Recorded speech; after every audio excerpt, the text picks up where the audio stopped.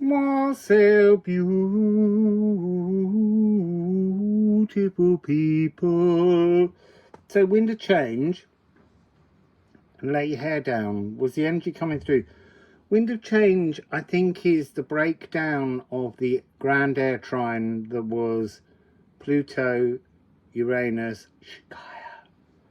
and the Sun. Because at the moment, until about the 10th or the 11th, Venus will begin to enter into that and become the replacement for the Sun, which has moved on. So there's something about bringing love into the equation.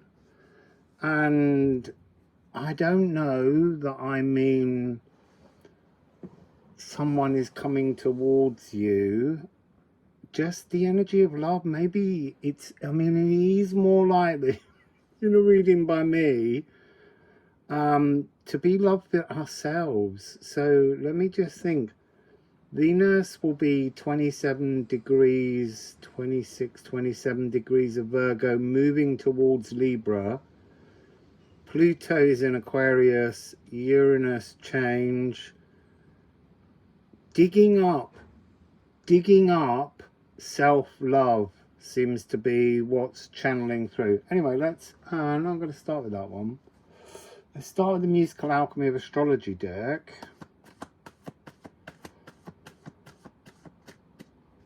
Interesting. That card was facing up the whole time. So solar eclipse.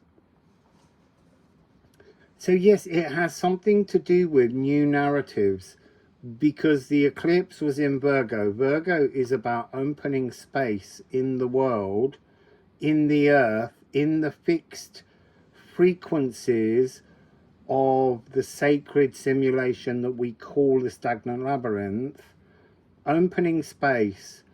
And now Venus is moving into cardinal air, sparkling new narratives on love, because it's Venus and she's coming home. She's been on a journey around the whole zodiac. There's something in here of revelations, and now we've got Scorpio. So this must be something to do with the journey of Venus towards Scorpio, fixing the emotions in, fixed water. Wow, this is gorgeous. So what do we have here? We have, oh, of course, I turned my phone off. I need the piano now.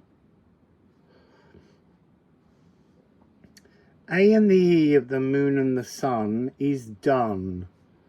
So that perfect fifth is very open, clean. We've ratcheted open the space for the new Venusian love narratives. And we've also got Mars at home right now in Scorpio. And she's still, Venus is still in Virgo, but heading, as I say, towards Libra, home. So let's just have C.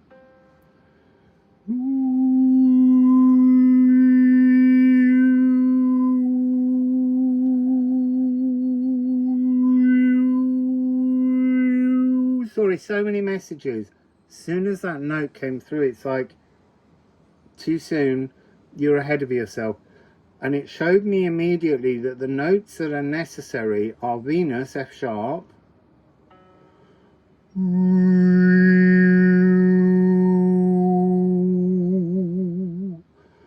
and then we need Uranus in Gemini, which is the B, crown consciousness.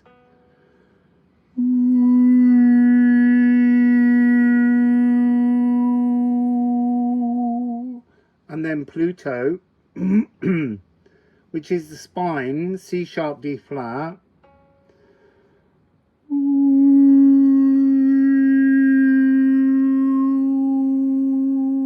So there's something about wiring in new loving sensations coming externally towards us through our spine into our nervous system, which was the last reading, and that had energy of Pluto, and wiring it into the nervous system, but carrying in new narratives of love, emotions.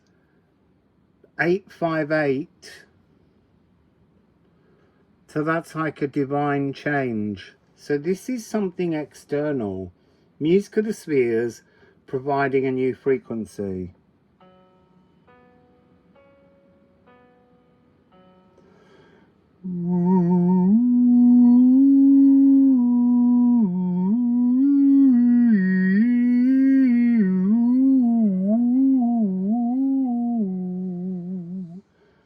Very, very interesting.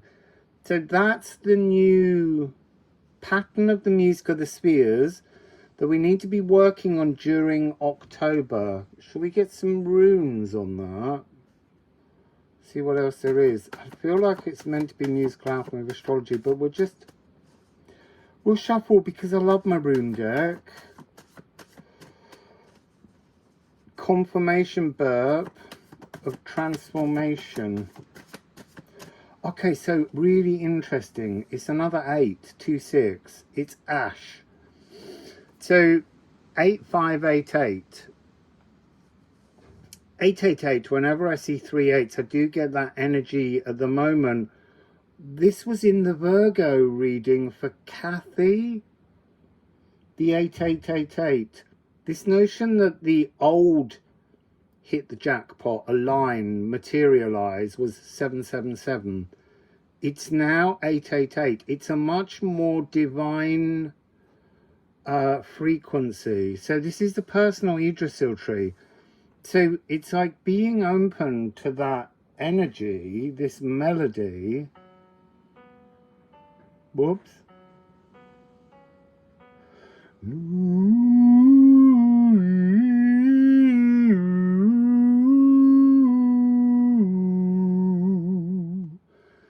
And there's no fixing in yet.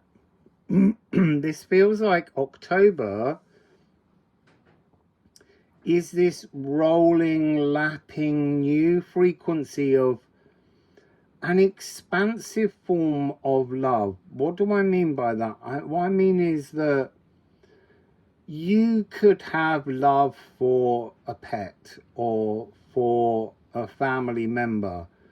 That love's not going to change, but somehow the frequency, the volume of that volume, the space of that bubble is going to expand so that there's actually more room inside for a new loving narrative. It's really about bringing a sense of a loving expansion as we move through October. So what else? And it's interesting that the A and the E, the solar eclipse I said was over. It's telling me that the C of Mars, which is to lovingly action. Remember, Mars in Scorpio is Farmer Mars, because on the calendar of October, the 1st of October, my birthday, that's why it's easy for me to remember, that's when the warrior was removed and the farmer, the male farmer, the harvester began. So this is an energy of harvesting. But there's something about when we get to Scorpio season, when the sun is there, that's when we activate the skin around things. And then it's talking about the following solar eclipse. So the A minor chord, sorry,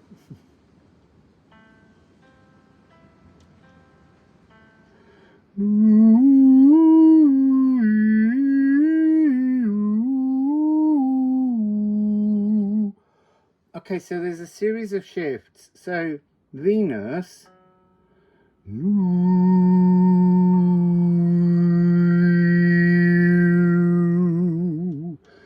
Venus is bringing her F sharp down to the E of the sun. So that's bringing in like a blazing new light. That's this expansion, this heating up of the bubble. So there's just more space inside us for more love. Then consciousness, which is the Uranus in Gemini,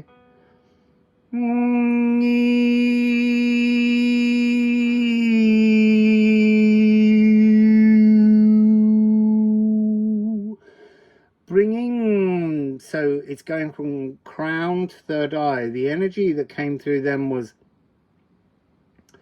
bringing a greater sense of intuition towards love. And then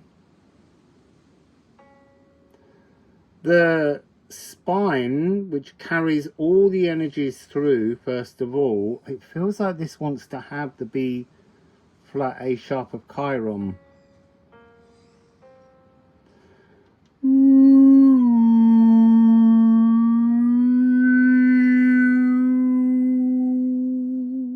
And materializing this more powerful, intuitive expression of love. Interesting, that card slipped down inside me, and I feel like we need to take it. Magnet. Universal soul attraction.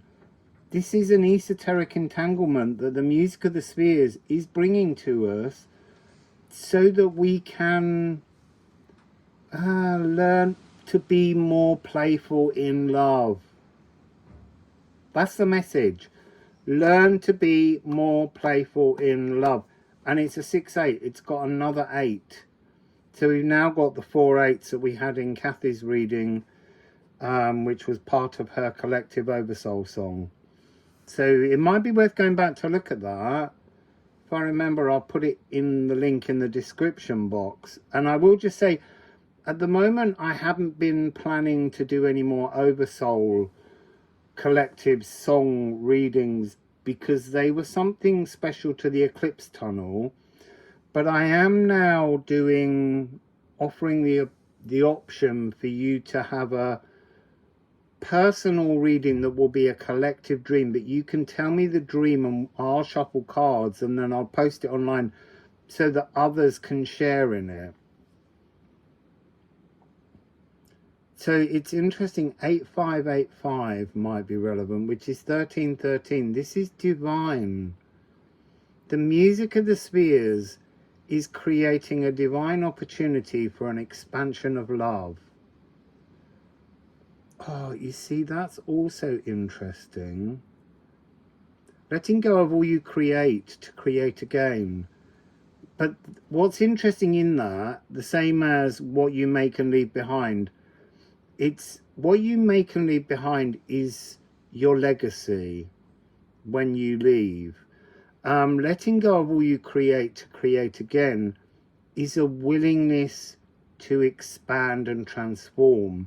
It doesn't mean that you actually have to let go of everything, but there has to be a willingness, because anything we hold on to becomes 4 of Pentacles frequency. Like we just can't let go, and that doesn't allow for this energy of flexibility that was in yesterday's reading. So yesterday's was the first part of the Alchemical Prime, to open space. This is about the new narrative coming in, and then presumably another reading tomorrow maybe will be fixing it in, but it might not, because it's not yet. So Scorpio is deep X-ray diving, subwoofer speaker. It's also separation in the Alchemical Magnum Opus, and that is undoing solutions. So undoing solutions as in things you believe will resolve something, but solutions alchemically are like saline, salty water, and separating, finding a process to take out the salt so that it goes back to being pure source consciousness. There's something about this frequency with Venus right now becoming the grand air trine that has something to do with that, like amassing clouds for new emotions to rain down. So I'm going to pull a ceramic to end. because I love my ceramic runes of the Liffruma deck. I mean, it's so lovely, rune stones, but there's only usually 25.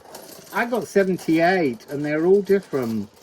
And they all have wondrous messages, and they're from all different parts of the ancient runic world, with all the different Thutharks and Thuthorks. So what do we have? Yeah, see, look, this is Wendhorn.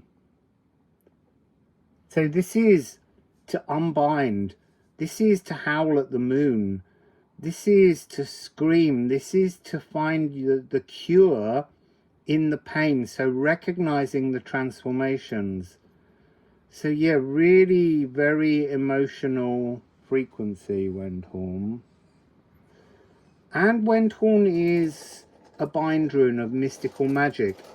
It's got Gifu inside it. The idea of partnership within ourselves, within others, but one of the energies has to be intended love, the other has to be actioned love. And then it has the East rune, which is the rune of consciousness.